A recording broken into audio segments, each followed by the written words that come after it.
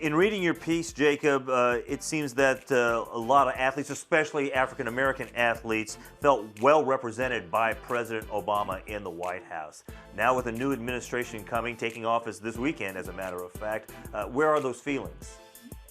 Yeah, and I think when you talk to them about 2008, they all have similar opinions. When you talk to them about the last 8 years, that's when it starts to diverge. And several players I talked to where I was disappointed by certain things President Obama was or wasn't able to do. Other people, put more blame on the Congress, as I think you would find if you went to, any strip mall in America and started asking people. So the politics definitely diverge, and I think what we've seen over the last 8 years from NFL players is an interest in being more directly involved in certain issues, whether that's an issue of justice, an issue of race, poverty, hunger. We've seen, players kind of pick up their pet projects.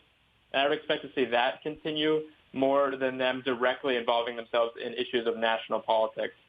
You talked to an interesting political spectrum of athletes for this piece. What was the most surprising thing that you learned in terms of how athletes interact in the political environment?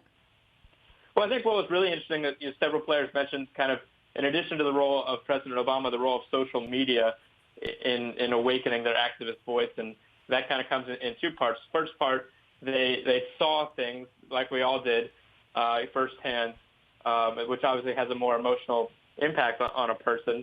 And secondly, they saw how powerful their voice can be with just a simple tweet or a simple Facebook post, and how that can kind of spiral into a bigger discussion. And you can really kind of control topics of debate as an NFL player because people are interested in listening to you. So I thought, on both those points, on kind of being more connected to the world and also feeling maybe a little more powerful, the role of social media in athlete activism really jumped out in some of these interviews and conversations.